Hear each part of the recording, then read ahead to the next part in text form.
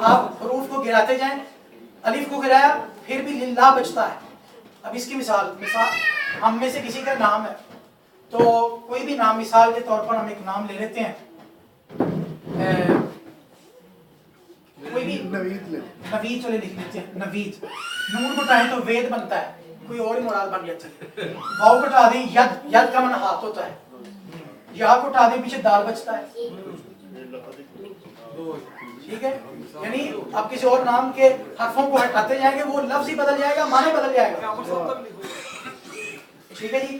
یہ دیکھیں عامر صاحب آئین کو ہٹایا امر بچتا ہے. امر کا معنی حکم دینا.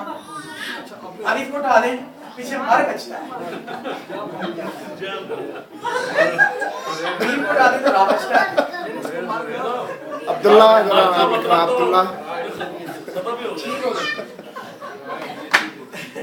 تو یہ دیکھیں یہ اللہ تعالیٰ کے نام کی شان ہے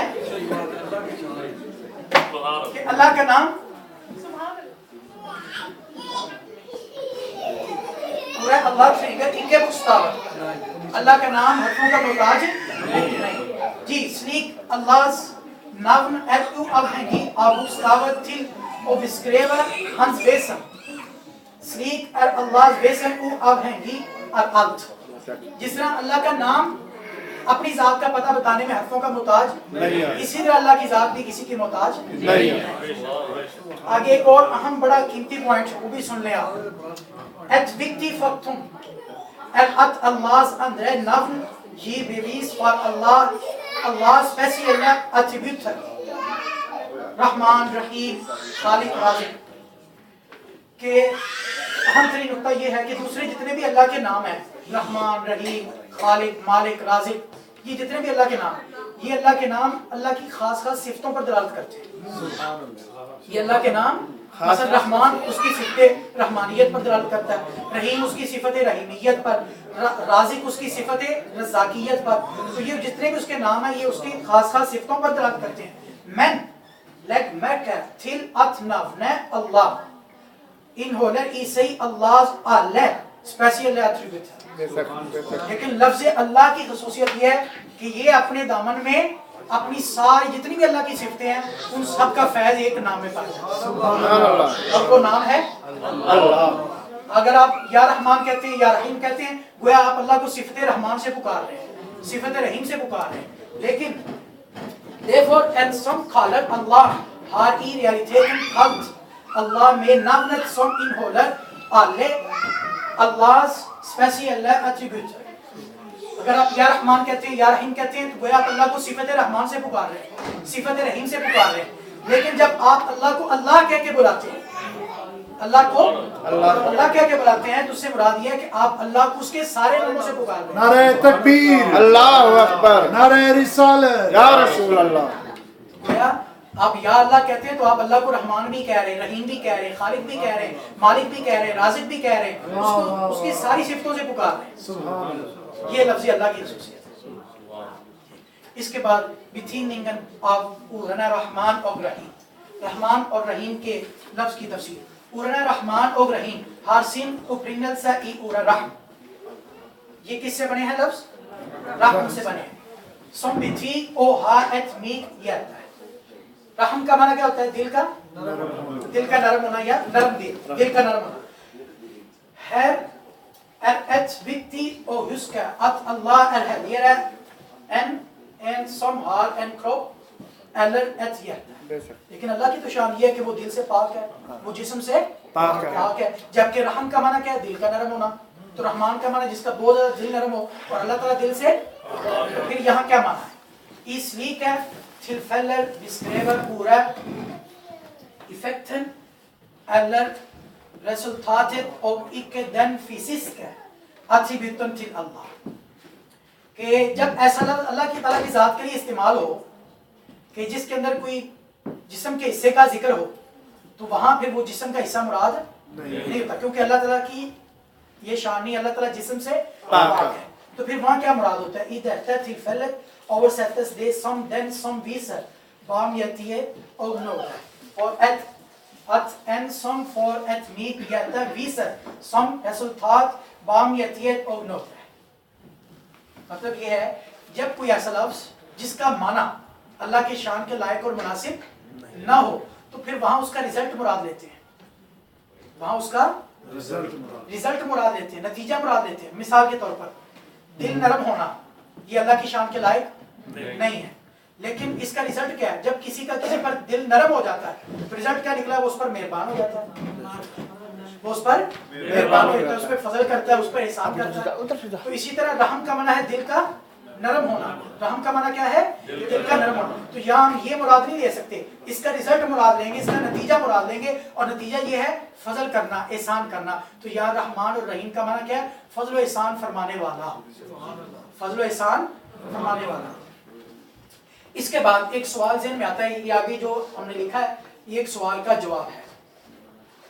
ہمارے پاس ٹائم کم ہے تو آج ہم یہیں تک رکھتے ہیں، میں خلاصہ کر دیتا ہوں اس کا، لیکن اس کو ہم باقاعدہ اگلی کلاس میں شامل کریں گے۔ آج ہم نے پڑھا رحمان اور رحیم کا معنی، رحمان اور رحیم کا معنی ہم نے یہ پڑھا کہ رحمان اور رحیم یہ دونوں لفظ رحم سے بنے ہیں، رحمن، اور رحمن کا معنی دل کا نرم ہونا۔ اللہ تعالیٰ دل سے پاک ہے، جسم سے پاک ہے، تو پھر یہاں اس سے مراد کیا ہوگا؟ تو وہاں ہم نے ایک قاعدہ، کلیہ، قانون، فارمولہ یہ پڑھا کہ جب کوئی ایسا لفظ جس کا معنی اللہ کی شان کے لائق نہ ہو تو پھر وہاں اس کا وہ معنی مراد نہیں ہوتا، بلکہ وہاں اس کا رزلٹ، نتیجہ، رزلٹ مراد ہوتا ہے۔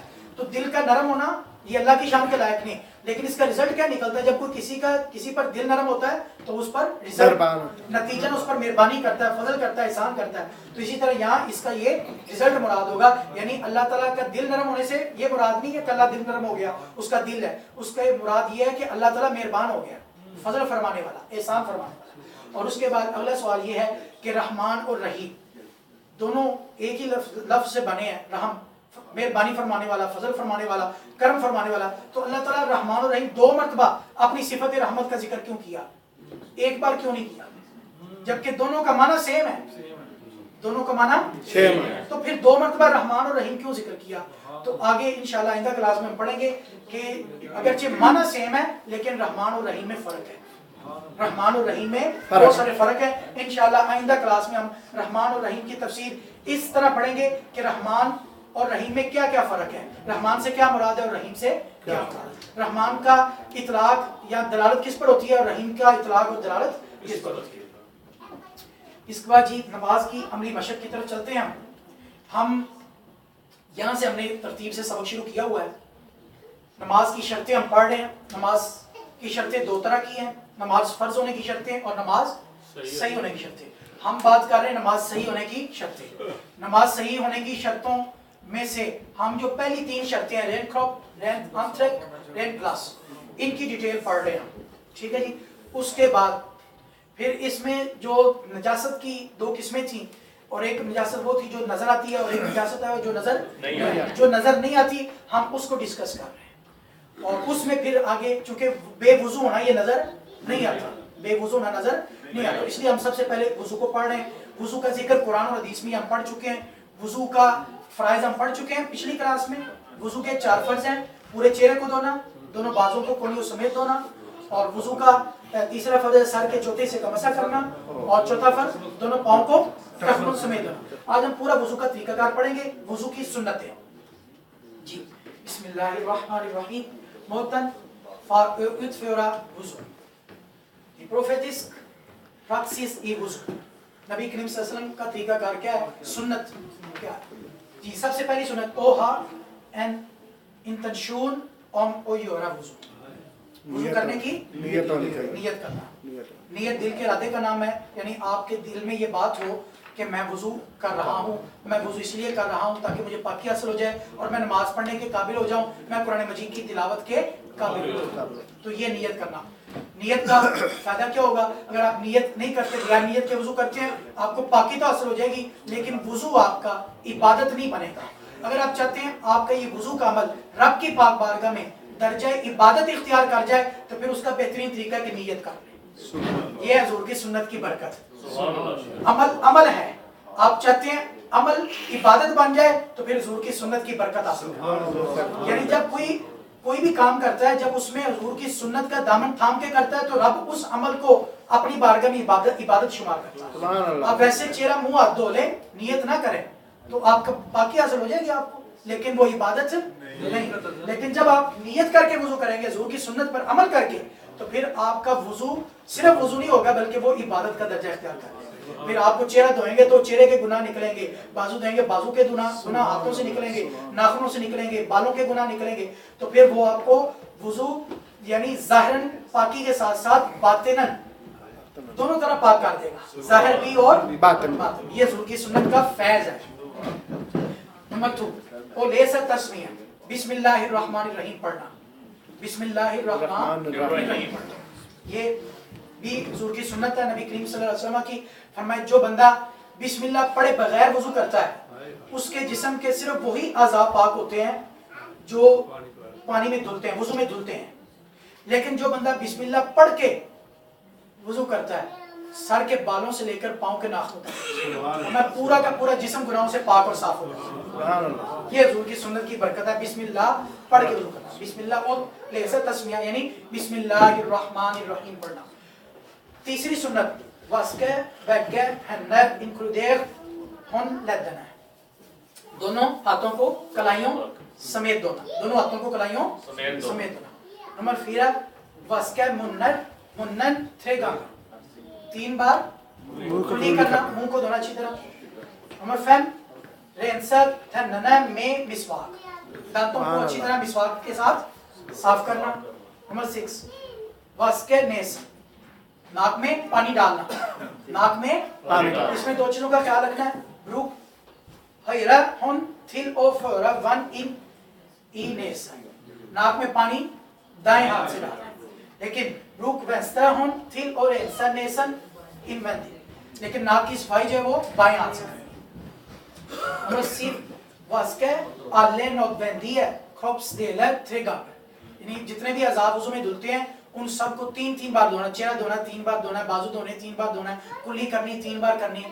तो ये जितने भी अज़ा धुलते हैं उनमें सुन्नत क्या है, 3 का अदद, 3 का अदद 3 का जी। नंबर 8 वास्के ई रेट रेट के फर्क है, तरतीब से वुज़ू करना, ये नहीं कि आप पहले पाँव धोएं फिर मसा करें फिर हाथ, नहीं, जो तरतीब कुरान और हदीस ने बयान की उसके मुताबिक ही आपने वुज़ू करना जी। उसके बाद नंबर 9 वास्के कंटिन्यूअली यूटन पॉज के बगैर रुके बगैर वक्फे के रेगुलर जो है वो तसलसल के साथ मुसलसल वुज़ू करना है। ये नहीं कि आपने चेहरा धो लिया और फिर फोन सुनना शुरू कर दें, नहीं, फिर बातें शुरू हो जाए फिर उसके बाद बाजू धोए, नहीं। इसमें सुन्नत क्या है कि पहले आपने मसलन चेहरा धोया तो चेहरा के खुश्क होने से पहले पहले आप बाजू धो लें। ये है एक सवाल है कि बाज़ का हम वुज़ू पर कर रहे होते हैं तो कुछ हज़रात आते हैं वो एक दूसरे को सलाम दुआ करना लग पड़ते हैं, वो इसकी इजाज़त? मैं अर्ज़ करता हूँ ये मुकम्मल कर लें, मैं सवाल का जवाब देता हूँ जी।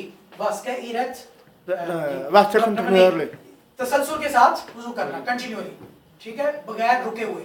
ये नहीं है कि हम दरमियान में रुक नहीं सकते, स्टॉप नहीं कर सकते।